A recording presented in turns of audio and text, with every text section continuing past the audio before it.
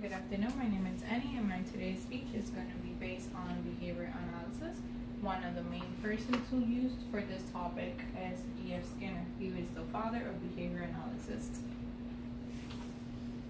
Have you ever wondered why video games, playing lottery, or slot machines are so addictive? Well, Skinner had that answer for you. I'm going to be able to see it throughout the chapters. This part reports is going to talk about E.F. Skinner early life, the birth of operant and conditioning, late working life, and final years.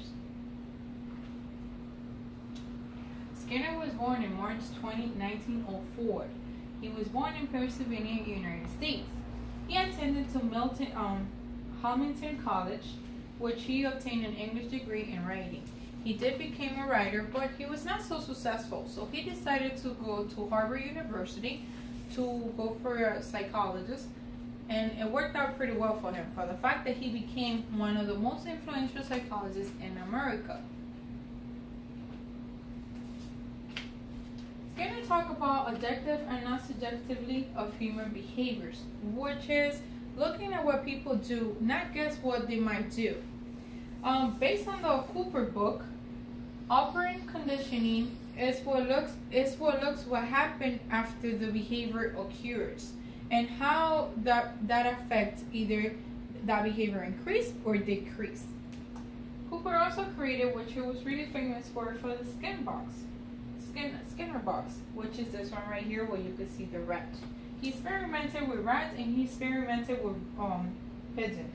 The main point of this box, and he used it more than the pigeon, it was to see how many times the pigeon will peck at the liver and for food, and given after they pecked.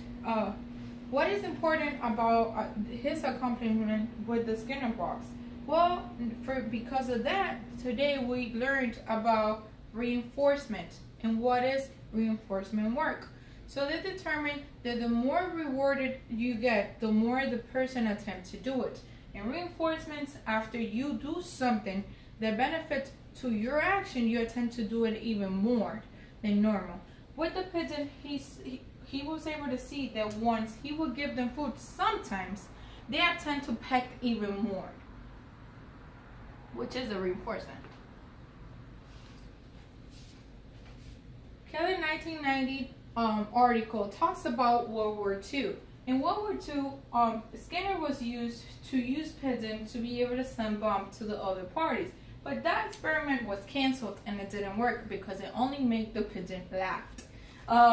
He also teaching on a machine for children, which for autistic children are really useful in today's modern world. He also shared of the psychologist department at Indiana University, and he wrote a few different books. One of the books that he wrote, it was Wandering on Walder 2, which is a fiction book that talk about perfect society.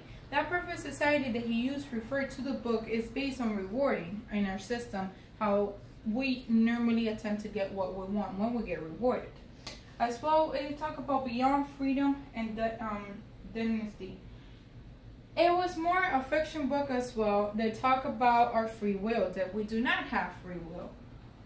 Everything is based on our cultures and our surroundings as well. That's what he was trying to more or less explain in that book. Talks about behaviors, which is everything that's going on in his research, behavioral analysis, and the whole purpose of it. He also talked about verbal behavior, and verbal behavior in languages, of how we refer to certain language, and his known critics. His known critics book, it's more a linguistic artist, which is known Neil Comey. Skinner did an autobiography about himself,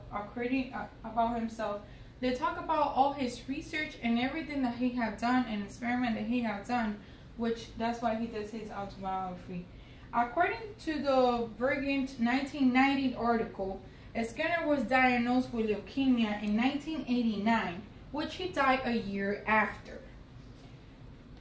Also, lasting effect in his life. Well, pretty much everything that Skinner had done in his research, that's why we have gone back to ABA therapy and the importance of it on reinforcement. because he did show that once you attempt to get rewarded for something, you attempt to do it even more. I'm going to show you now the conclusion. His experiment, his search, branch in psychology, applying behaviors analysis, positive and reinforcements, enforcements, which is what we see now as an NBA that have worked a lot for autistic kids. One of my main reference sources I was able to use was by interviewing Chanel Nunez, which is an ABA Board Certified Assistant Behavior Analysis, which you can find her at 786-661-7161.